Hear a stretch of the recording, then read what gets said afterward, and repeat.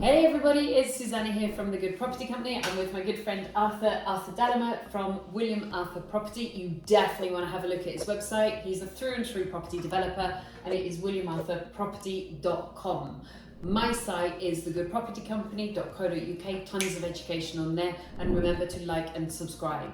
Right, how do you start refurbing? How do you start renovating a property? I've done hundreds of refurbs. You've done shed loads. You made over 100 grand, over 100 grand, and over 200 grand in 3 flips in the last year. And this one here is probably going to make you 50, 60 and above. This is a beautiful flip. One of Arthur's projects we're in at the moment. How do you start renovating a property? Oh, and Arthur became a multimillionaire at 23. I didn't even start property till I was 39, so don't worry if you're more my side of the fence. How do you start renovating a property? So yeah, Susannah just said it before this video. She threw this question at me, and I just looked at her like, just find a builder. What's the answer? That is the answer. How do you find a builder? Go through your network. If you're a property investor, you will have loads of other people in your network that are using builders that have got that relationship with them. You won't have the same relationship with them. However, you know if they're delivering a good product, you know that they can deliver that build, that renovation, that refurb. Okay. Another thing is, go around your local area, take pictures of vans, start collating loads of numbers, and just getting them around to start quoting for jobs.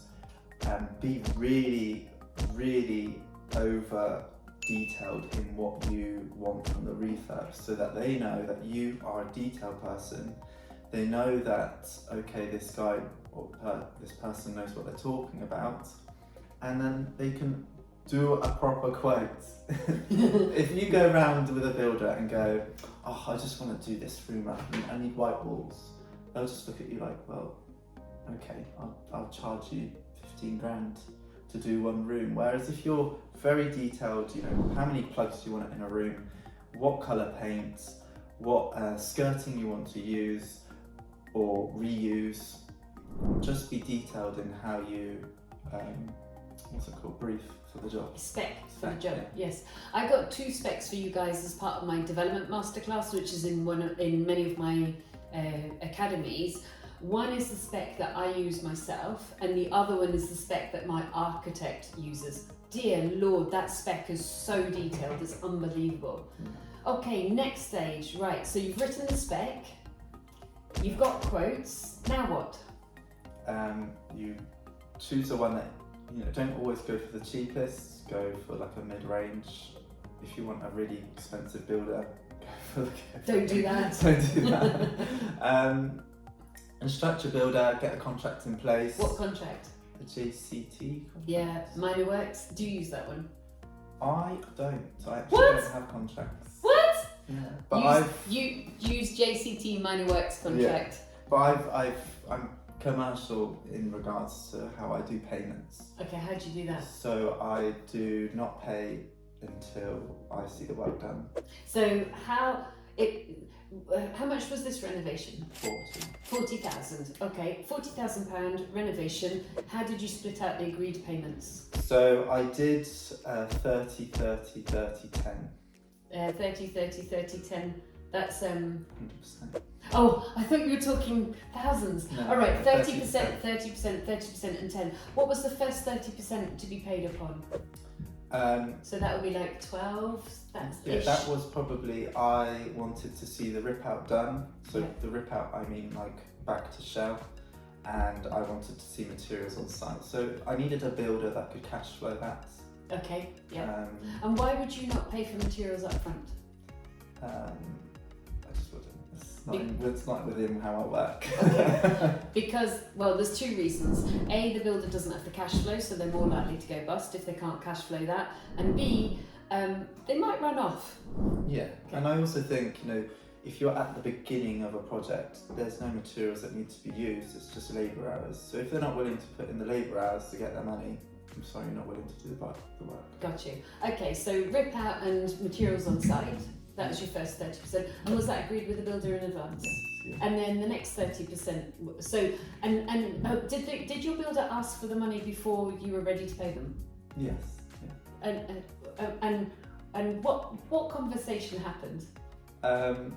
You just, it's a relationship, and I don't want to hold back money. I'm not about that. You just kind of say, look, it's not where it needs to be for you to get that. I don't know. Let's say they're only on site for 2 weeks. Yeah, they're not going to get 30%. So they need to put in a bit more work. And you'd already agreed where it should have been paid. Yeah. But their interpretation of where it should have been paid is different to yours. Yes. Okay, so the answer's no. But you kept them on. Then next 30%, when did they get paid? When, let's say, first fix is done. What's first fix? Which is where... You might not know. You might, and fabulous if you do, but you might not. So first fix is where, the cables for the electrics are in, wiggling out the wall. the plumbing's in, and they're starting to plaster the walls. When you say the plumbing's in, do you mean the toilet's in, or do you mean the pipe for the toilet? Pipe for the toilet. Got you. So everything's in behind the walls. Yes, so you're ready to basically put the skin on the building. Got you. Okay. So your mechanical bits of the building are all in. So electrics, plumbing, gas, Gas, any pipes, yeah. any... structural stuff. Oh, here you took down a wall, didn't you? Yes. Yes, so the RSJ was in, that's the steel beam. Yeah. Okay, anything else? And then they got paid their second 30%. Yes. Ooh, and did they ask for the money early? No, not on that one. Okay. No. At that point, I've developed a relationship. You can see what they're doing. Got you. And then the third 30%, what do they get paid on? It's basically finished and ready to move on. It's just snagging bits at that point. So they've told you, I've finished, Arthur. No, they've said, the majority of the work is done. Okay. Yeah. And what was left? Bits of painting. Oh, right. And you paid them upon that. Yeah. Okay. And you've retained 10%, and what's that for? That is for, there's the bits of some of the radiator, the clip-on for the copper pipes. I wanted those covered. It's all the snagging bits. If there's a scuff on the wall, or the kitchen kickboard isn't put on properly, or I go into the bathroom and the what they called, the taps run the wrong way and they're not doing the right thing. So you just small details. Small detailed things that you retain it. And did they ask you for that money early? Yes. And they pushed you for that money? Yeah. Okay, and how did that conversation go? I was very clear. I was quite busy at the time. You just kind of set when you need to go around the property. I actually clean it. What? We disagree on this. I clean the property because I find out where every issue is. That's actually true. So what you're saying is, whether you decide to clean it or not, I don't clean my properties. You need to go around every inch. Yeah. So you might as well clean. Yeah. Make a massive list and send it through. Make it clear. That needs to be completed. So you had four payment moments, and out of 4, the builder pushed you on 2, and you held firm until you got it to where it needed to be before they got paid. Did you fall out?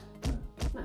And it's a beautiful build. I bet the builder's super proud, and we'll show you some photos, guys. I bet the builder's super proud of what they've done. Yes. Yeah. Would you work with the builder again? Yes. Grand. And so these builders have now become part of your A-lister team? Yes. Any other tips for refurbing a property? You'll get a lot of builders ask you for day rates. I would only ever do that if you're experienced. Don't ever do that when you're not. Yeah. Why? Because with experience comes, you know how long something takes to plaster, you know how long something takes to paint. Whereas if you're inexperienced, you won't have the knowledge of length of time, the price of things, price of labour. So a builder will always, everyone's in it to make money, and they see you as a big cash cow who can pay for them to get paid. So if you can avoid doing day rate. And you liked a fixed price contract. Did this build go over contract? Yes. Yeah. Why? Because I had extras. What? That's so. Don't do this, people. Yeah, I had extras. Explain. How much was it originally going to be? Oh, it was going to be 40, but my extras were 3,000. Oh right, so it's 43 in the end. Yeah, Gotcha. the total cost of this project is 60. But, Okay. the main bulk of my non-extras is for. Gotcha. And so with 43 grand on renovation, what was the other 17 cost? Finance costs, well, no finance costs. I had like council tax, bills, council tax, architects, interest if you had interest costs, things like that. Interest, some mortgage. Yeah. Professional fees. Yeah, because lawyers. Lawyers, yes. And you did some planning on this. You've got downstairs is the basement, so Arthur's selling that undeveloped with some computer drawings. You've got a designer in to design this location, and they did a really great job. So you actually felt it was important that you don't just rely on your builder, you actually have a professional designer coming in to get the high price that you're going for. Yeah. Gotcha. It was also where I did have the designer, they specs the delivery of what the builder wasn't running it just on what's in my head. Yeah. The builder was running it off an electrical plan. There was a very detailed drawings of structures that were to be made, like say for in the bathroom. The kitchen was point by point created to ensure that there wasn't any breaks in the worktop, for example, and these were specifically done in a certain position. So the professional fees were really valuable in that everybody knew what they were doing. I had little contact about where plugs should go, for example, or where light fittings should go. Or what type of plug you should buy. Yeah. And things like that. Because you've got white plugs with points for charging phones as well. Yes, got you. So actually paying that money was really valuable for the end product where you're going to make more money, but also for time. Yeah. And it actually was a more professional experience for the builder than somebody scribbling on the back of an envelope. Could you just do that, please? Yeah, or marking on the wall, can you put a plug here? Oh, I've done that before. I've done that a lot. Now, I did go in and go that you need to move that plug, it's not in the drawing, well it is in the drawing, so yeah, there's always going to be kind of slip-ups, but if you can professionalise and lay it all out, it'll make it easy. Yeah. Which you can do, because in a nicest way that wasn't your expertise. Arthur brought in the expertise. So a contract, a very clear schedule, professional by your architect or your designer or doing it yourself, very clear understanding of payment, recruitment of the builder in the first place, which we talked about, and you're going to make, on this one you're going to make 50-60 grand minimum. You can do it too, can't you? Or because you find a really cracking builder and you've got a really beautiful spec and you turn an old property into a beautiful new property. Right, williamarthurproperty.com. And for me, where you're going to learn all this stuff, because Arthur's website is a developer's website, it's thegoodpropertycompany.co.uk. We got whole sections, academies on flipping, we got deal sourcing, we got getting started, finding investors, there are packs, there are academies. At time of filming, I'm doing live and online webinars for you guys. Tons of education on my website, thegoodpropertycompany.co.uk. But what when you take from this video is you can do it. So get started, all right? Good luck to you. Click down here to download it now.